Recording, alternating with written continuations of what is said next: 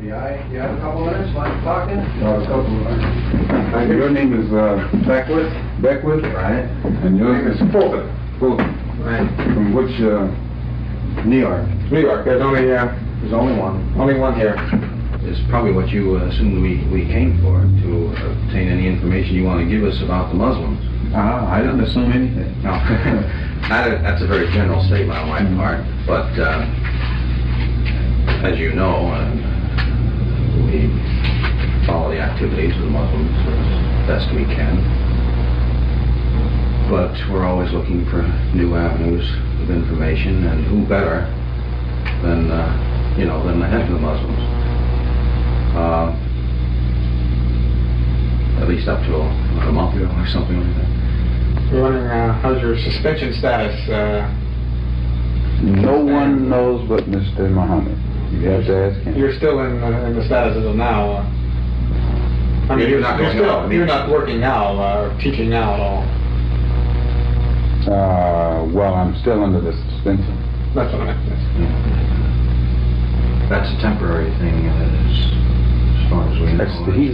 He's the only one who can give out any information on it. Yeah. I couldn't say anything beyond what he had said. Yeah. I think he has said that it's a temporary suspension. I'll be frank with you, one of the reasons we picked this particular time to contact you is because of this suspension. The suspension was brought about by my own doing. Yeah, exactly. But who knows what was in your mind when you did receive the suspension. In other words, bitterness could have entered into it. It would not be illogical for someone to have spent so many years doing something then be suspended. No, it should make him stronger, because it makes him realize that law applies to the law enforcer as well as those who are under the enforcement of the enforcer. Well, you've taken nearly a perfect attitude toward the thing, which is almost unhuman, really. I mean, you've taken the attitude that Mr. Muhammad wants everyone to take if he chastises them. Which is fine. I mean, more power to you. But you see from our viewpoint that there's at least a chance, and this has happened with other members of the organization, they're suspended for some reason or other. And we talk to them, and they stand people up there, and they're, of course, cooperative people. Why? Because they're bitter. Now, assuming you resume your duties,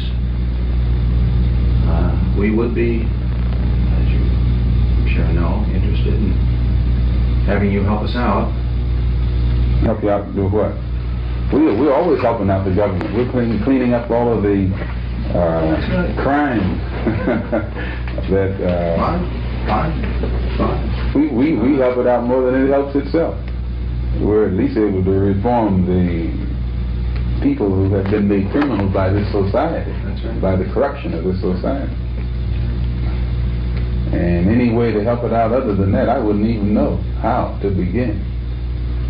Well, what we're interested in, basically, are the people who belong, the names, the members. My telephone number is OL16320. I'll get it. OL 16320. Now, by this suggestion, That's like telling you the sun shines from the east. well, no comment. And the teachings, plans, the programs. No teaching is more public than ours, and I don't think you find anybody more blunt in stating it publicly than we do. No, exactly. I don't think you can go anywhere on this earth and find anybody who expresses their views on matters more candidly than we do. I can only agree with you. No, that's right. Yeah, you're right. You do. The main thing is there is a certain area of responsibility. This is getting into our angle of it. What we really want are the names of all those who belong. The names, who they are, the identification. I don't even know them. Do you keep no records? It's not my job. I'm just a preacher. Yeah, but somebody up there keeps the record. I don't know who. I don't have any knowledge of those kind of things. With all these other responsibilities I've had, it'd be difficult for me to worry about names. Plus, you would insult my intelligence asking me for them.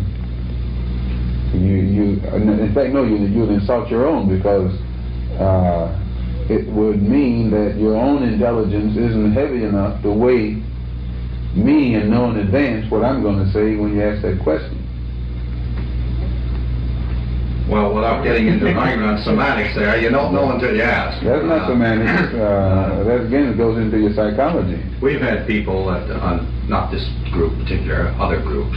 Oh yes. Who have been just as vociferous against whatever we're investigating. I'm communists. Make a good case out of it. Communists for 20 years, you know, they hate everything. Go interview them. You don't want to. Go anyway. So you go knock on the door and go, where have you been? No, I want to tell you something. You never know till you ask. And that's happened so many times. Sometimes the word isn't convinced, but sometimes money brings out the information. I have no intent to insult you here. According to Dillon, what's his name, the Secretary of Treasury, this government's money is in such trouble until... You can still spend it. Still, according to your government economists, the dollar itself is in such trouble, a person would be a fool to sell his soul for one of these decreasing dollars. Oh, yeah, I couldn't agree with you more. You'd be a fool to sell your soul if the dollar was increasing. But this has nothing to do with selling your soul. I mean, if you look at it that way, okay. Yeah, but depends on how you look at it. Sure.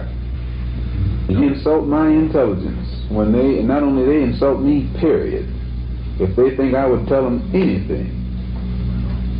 But it would be good, and I think in many ways it might be of some benefit to your organization. You know, if in fact we can eliminate people. There's no government agency that can ever expect any information out of me that's in any way detrimental to any religious group or black group, for that matter, in this country. No government agency. That's fine. Because they should use that same energy to go and find who bombed that church down there in Alabama.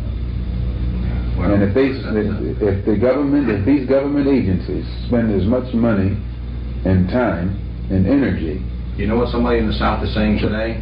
Few people would go up north, investigate the Muslims with the same energy you're trying to find this bomb here. The Muslims don't bomb churches. I know they say that. But still, the Muslims don't bomb churches. No, if we broke laws, they'd have us in jail tomorrow.